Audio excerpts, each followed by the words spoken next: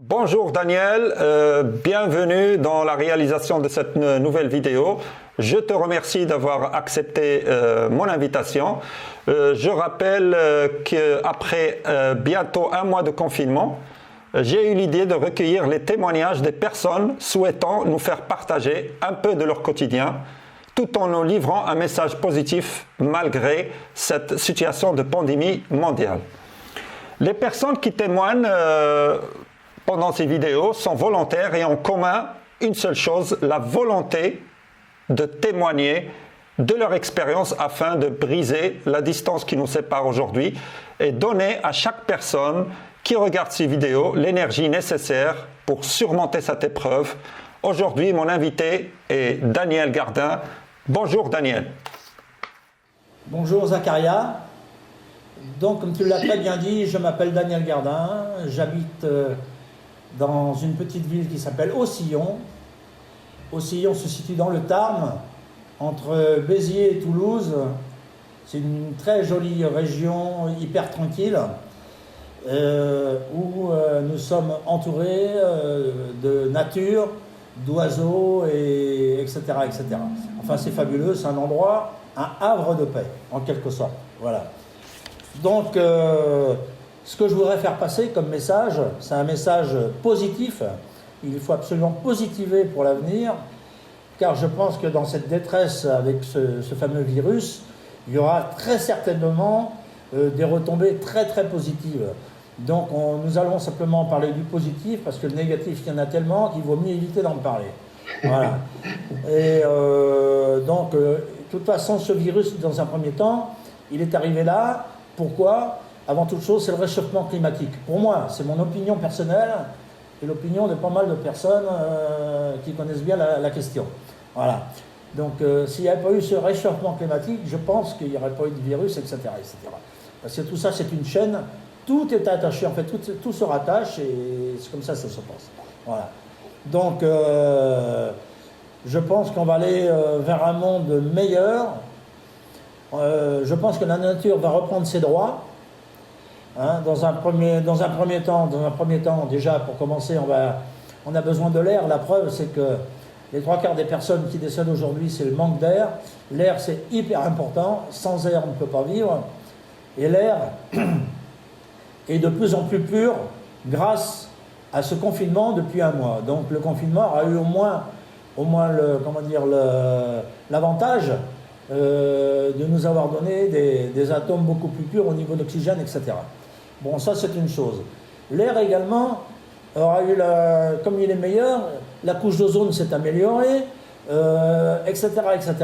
Et l'air, notamment pour les personnes qui sont qui ont des problèmes de poumons, qui ont de l'asthme, des choses comme ça, oui, c'est très très bon, c'est meilleur pour eux. Donc ces gens-là s'en sortiront davantage grâce, encore une fois, à ce confinement qui a été forcé, mais qui est là. Très bien. Et au niveau, Daniel, au niveau des liens sociaux, est-ce que tu peux nous parler de ton expérience personnelle et familiale? Au niveau des liens sociaux, c'est sûr, de toute façon, il y a vraiment un climat général qui se dégage au niveau de la France entière. On voit bien ce climat de solidarité entre les hommes de bonne volonté, c'est super, quoi.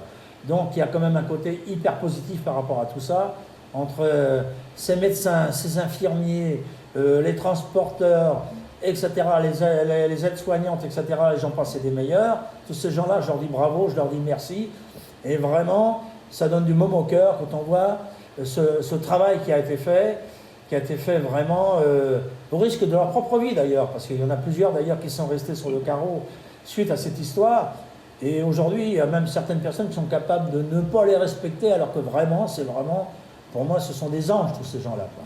Voilà, donc c'est le monde futur que je souhaite, c'est un monde avec des personnes comme ça. Voilà, du positif et non du négatif. Voilà, ça c'est une chose. Bon, ensuite, je pense qu'on est vraiment dépendant de la nature à 100%. Je reviens encore à la nature parce que c'est très très important. De toute manière, la nature ne nous appartient pas, nous appartenons à la nature, et la nature nous fera toujours payer l'addition en fonction de notre comportement. Alors, c'est pas en coupant les forêts du monde, l'Amazonie, etc., en polluant les mers, tout ça c'est tout faux.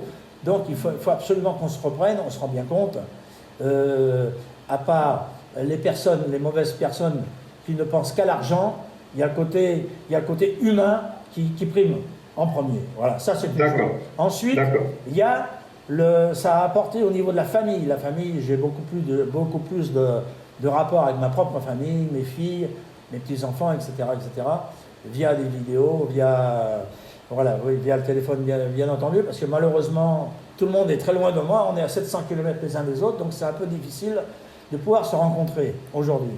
Mais on se rattrapera par la suite, ça c'est sûr. Voilà.